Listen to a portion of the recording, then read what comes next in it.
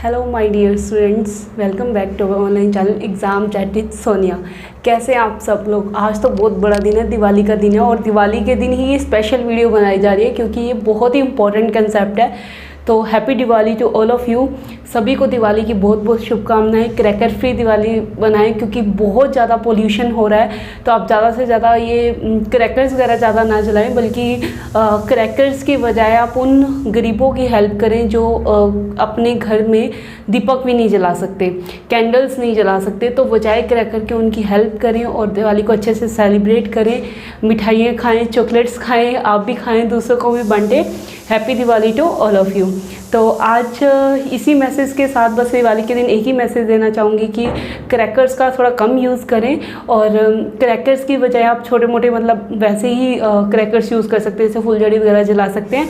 साथ में आप क्या कर सकते हैं, उन क्रैकर्स के पैसों से किसी की हेल्प कर सकते हैं, गरीबों को कुछ खाने की चीज़ें दे सकते हैं, चॉकलेट्स वगैरह बांट सकते हैं। जिनके घर पे खाना नहीं है उनको आप कुछ खाना खिला सकते हैं। तो आपको क्रैकर्स से ज़्यादा खुशी होगी जब आप उनके साथ ऐसा करेंगे, मतलब वो भी खुश होंगे। उनकी दिवाली तो अच्छी बनेगी बनेगी, आपकी दिवाली उससे भी ज़्यादा अच्छी बन जाएगी जब आप उनके चेहरे पर एक बहुत अच्छी स्माइल देखेंगे। तो इसी मैसेज के साथ आज की वीडियो को स्टार्ट करते हैं। और अगर आपको वीडियो अच्छी लगे तो लाइक करें, अपने फ्रेंड्स के साथ ज़्यादा से ज़्यादा शेयर करें और चैनल को सब्सक्राइब करना ना भूलें। जल्दी से जल्दी 1000 तक पहुंचने वाले हैं, फिर होने वाली है हमारी लाइव क्लासेस, तो आपके डाउट साथ के साथ लिए जाएंगे।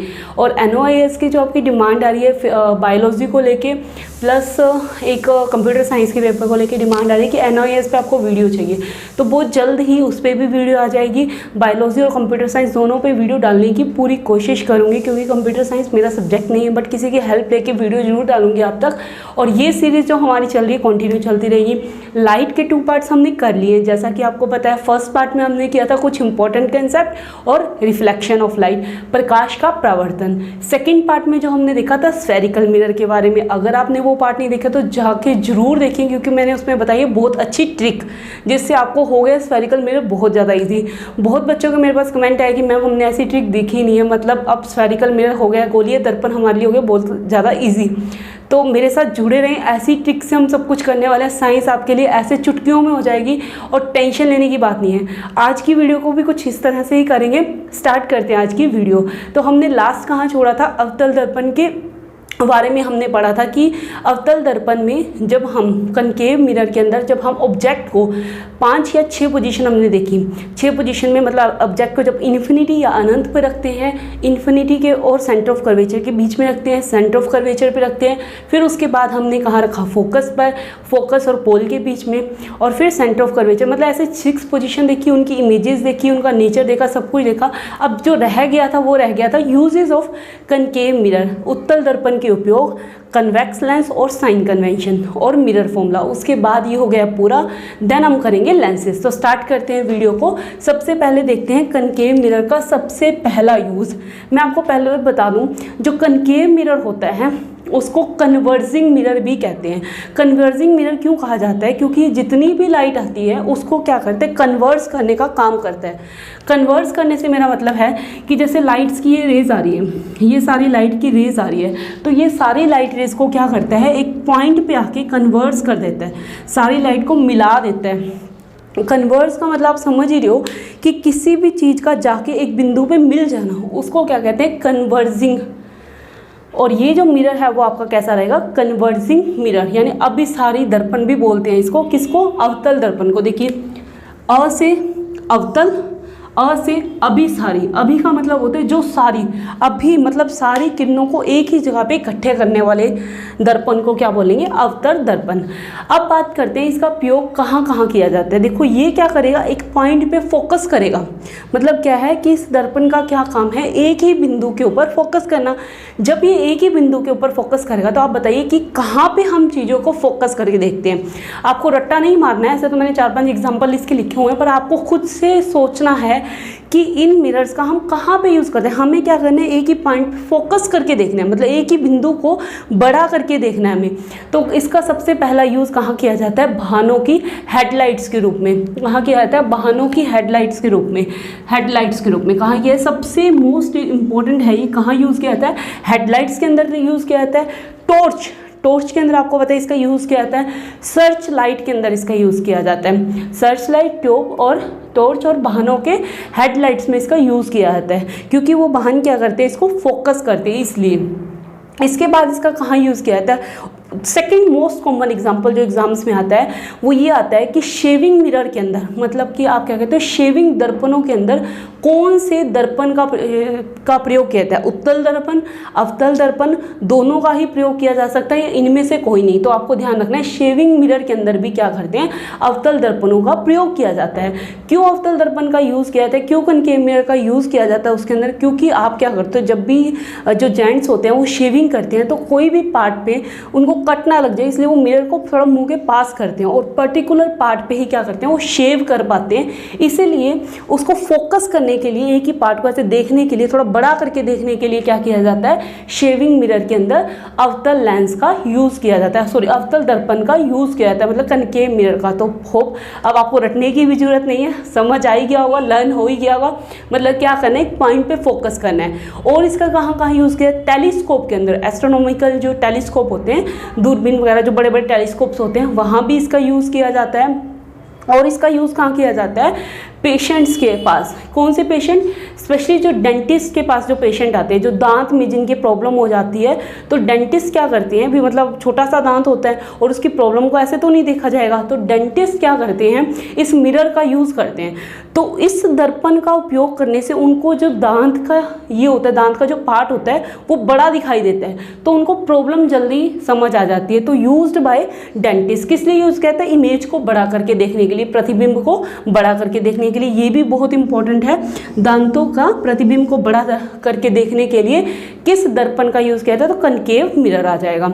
उसके बाद इसका कहाँ यूज़ किया जाता है, सौर भट्टियों में भी क्या किया जाता है, सूर्य को प्रकाश को केंद्रित करने के लिए, सूरज के सारे प्रकाश को एक ही जगह पे लाने के लिए। जैसे मैंने अभी आपको क्या बताया, ये कन्वर्स करता है, तो सोलर फ्लुएंस के अंदर, सोलर सिस्टम्स के अंदर क्या किया जाता है, सूर्य के प्रकाश को एक ही जगह पे इकट्ठा करने के लिए क्या किया जाता है, इन दर्पणों का उपयोग किया जाता है। तो होप अगर आप इसके और भी बहुत सारे एग्जाम्पल अपनी तरफ से बना सकते हैं, यहाँ पे तो मैंने 4 to 5 एग्जाम्पल ही लिखे हैं, 5 एग्जाम्पल लिखे, आप और भी एग्जाम्पल इसके मतलब बना सकते हो। बस आपको ये ध्यान रखना है, जहाँ पे आपको कोई चीज़ फोकस करके देखनी है, मतलब सिर्फ आपको क्या करना है, एक पर्टिकुलर पॉइंट पे देखना है और उसको बड़ा करके देखना है, तो वहाँ पे क्या किया जाएगा, इसका यूज़ किया जाएगा। होप आपको ये क्लियर हो गया होगा। तो आप इसका चाहे तो एक स्क्रीन, यस गाइस, तो आपने स्क्रीनशॉट ले लिया होगा। अब चलते हैं हमारे नेक्स्ट मिरर की तरफ, जो कि था क्या, कन्वेक्स मिरर। अभी तक हमने क्या पढ़ा, कनकेव मिरर सारा अच्छे से पढ़ लिया, और अब पढ़ रहे हैं हम कन्वेक्स मिरर, यानी कि उत्तल दर्पण।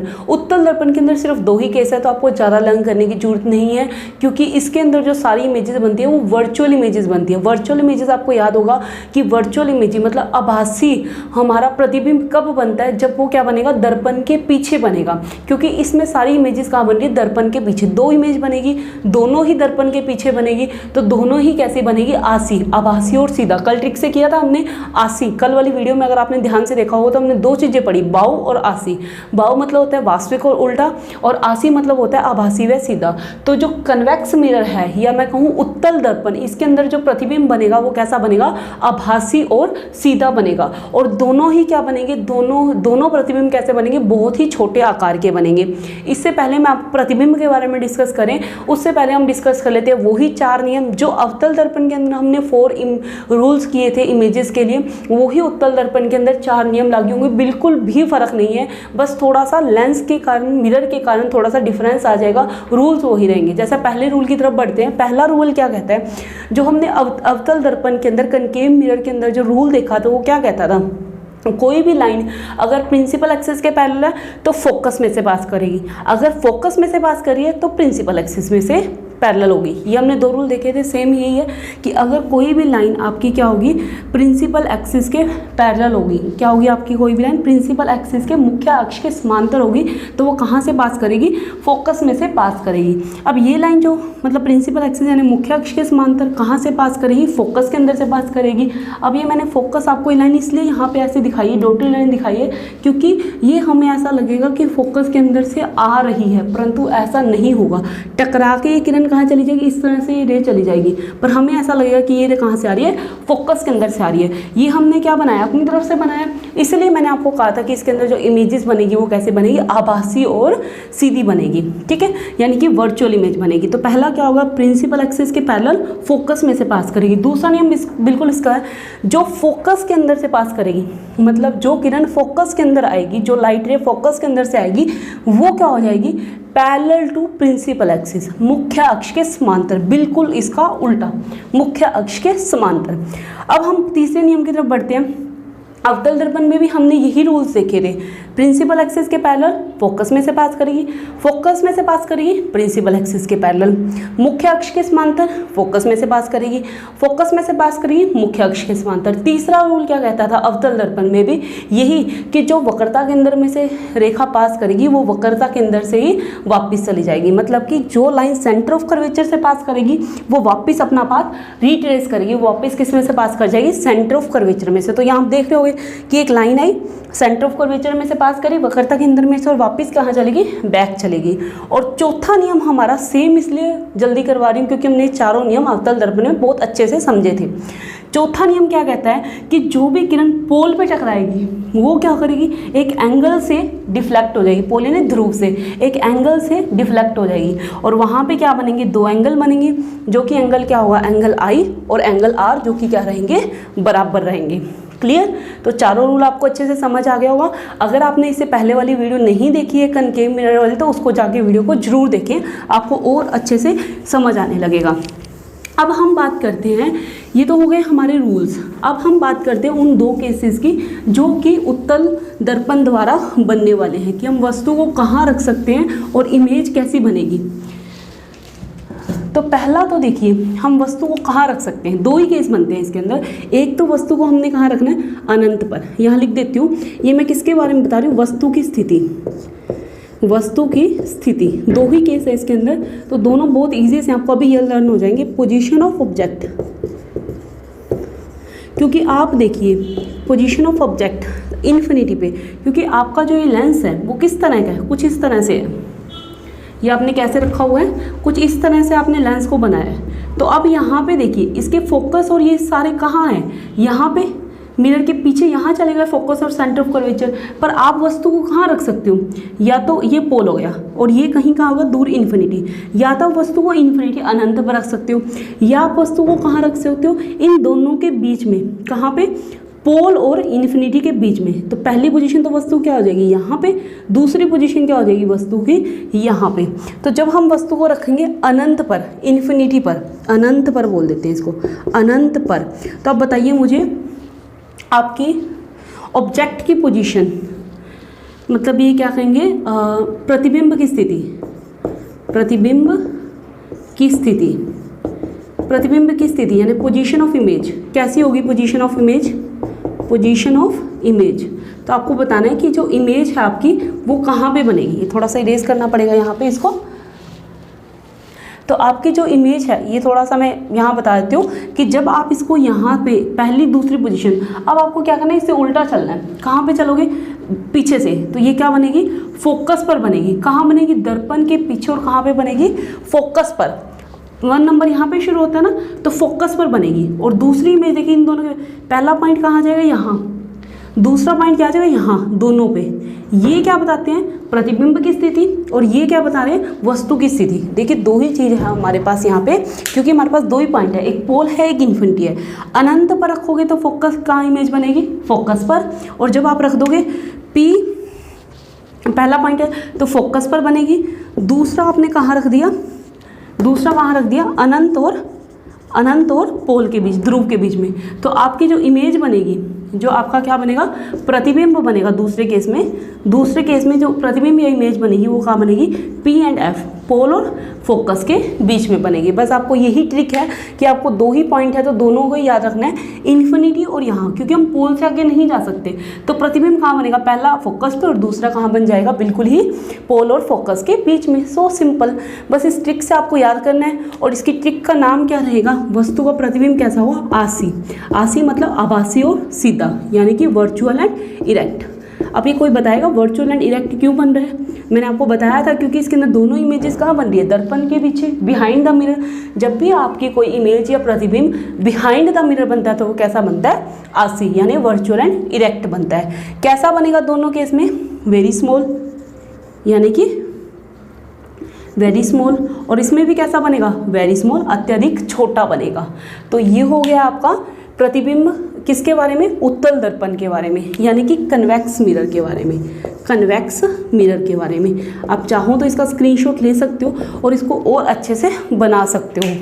ये दो ही केसेस इसके अंदर बनते हैं। स्क्रीनशॉट ले लिया होगा। अभी तक हमने पढ़ लिया अवतल दर्पण के बारे में और उत्तल दर्पण के बारे में। अब हम पढ़ने वाले हैं प्रयोग, उत्तल दर्पण का कहाँ प्रयोग किया जाता है। तो इसको याद रखने का तरीका मैं आपको बता दूँ, ये डाइवर्जिंग लेंस है, मतलब कि डाइवर्जिंग मिरर है। मतलब क्या करता है, अब सारी दर्पण है, मतलब जहाँ पे आपको चीज़ों को फैला के देखना हो, मतलब चीज़ों को बड़ा देखना हो। जैसे कि अगर मैं सबसे पहले उपयोग की बात करूँ तो वाहनों के पार्श्व भाग, मतलब जो साइड मिरर लगे होते हैं, जो व्हीकल्स के साइड में जो मिरर लगा होता है वहाँ पर उत्तल दर्पण का प्रयोग किया जाता है। क्यों? क्योंकि जब भी ये उत्तल दर्पण अगर वहाँ पे लिखेगा तो जो ड्राइवर है वो क्या करेगा, पीछे के पूरे एरिया को अच्छे से देख पाएगा।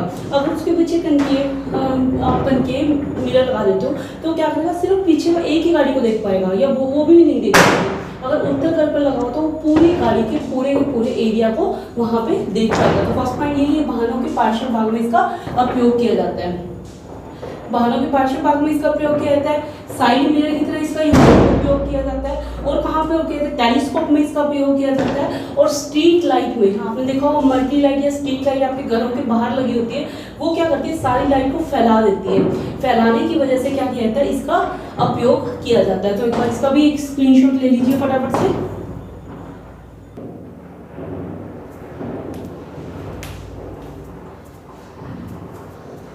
यस गाइस, हमने स्क्रीनशॉट ले लिया होगा। अब लास्ट टॉपिक की तरफ चलते हैं, जो कि क्या है, साइन कन्वेंशन। आपको क्रैकर्स की आवाज़ आनी शुरू हो गई होगी, दिवाली के क्रैकर्स बजने लगे हैं, तो जल्दी से इसको ख़त्म करते हैं। फिर नेक्स्ट वीडियो में हम करेंगे मिरर फॉर्मूला, मैं आपको बता दूंगी, और साथ में हम करेंगे इसके कुछ न्यूमेरिकल्स कि कैसे आपको सोल्व करने हैं। तो साइन कन्वेंशन में सबसे पहले बात करते हैं किसी कनकेव मिरर की, जिन्हें परिपाठी भी बोलते हैं इसको, कनकेव मिरर की। आपको बस एक बात याद रखनी है, जो भी ऑब्जेक्ट आप मिरर के फ्रंट में लोगे, मतलब जो दर्पण के आगे जो वस्तुएं रखी जाएगी उनकी दूरी हमेशा ऋणात्मक होगी, नेगेटिव लेना है जो फ्रंट ऑफ द मिरर रखोगे। और जो वस्तुएं मिरर के पीछे आएगी, चाहे वो फोकल लेंथ हो, चाहे इमेज का डिस्टेंस हो, चाहे ऑब्जेक्ट का डिस्टेंस हो, चाहे वो फोकस दूरी हो, चाहे वो वस्तु की दूरी हो, चाहे वो क्या हो, प्रतिबिंब की दूरी, अगर वो क्या रखा है दर्पण के पीछे तो वो क्या रहेगी, हमेशा पॉजिटिव रहेगी।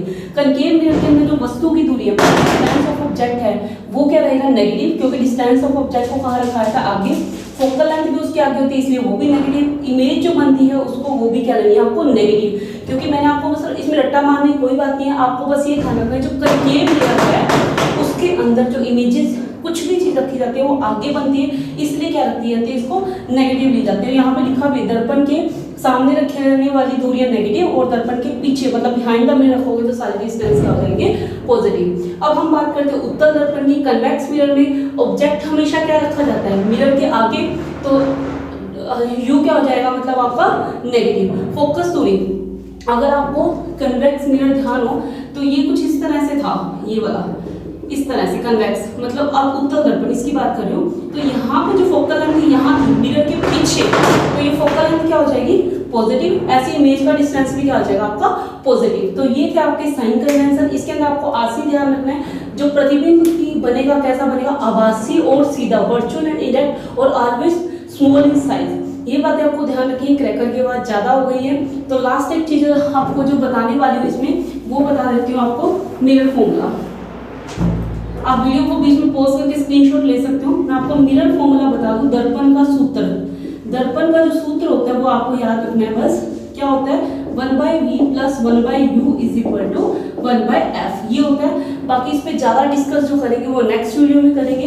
दिवाली के लिए बस ये वीडियो डालनी थी आपकी, क्योंकि मुझे लगा कि जो स्टूडेंट्स पढ़ रहे हैं उनके पास टाइम कम है, तो एक वीडियो तो बनती है। नेक्स्ट वीडियो में पढ़ेंगे मिरर फॉर्मूला और अबाउट लेंस, लेंस के बारे में पढ़ेंगे सारा, और मिरर फॉर्मूले के बारे में, और न्यूमेरिकल्स भी। Thank you, have a nice day, happy Diwali once again. खुश रहिए और खुशियाँ बांटिए।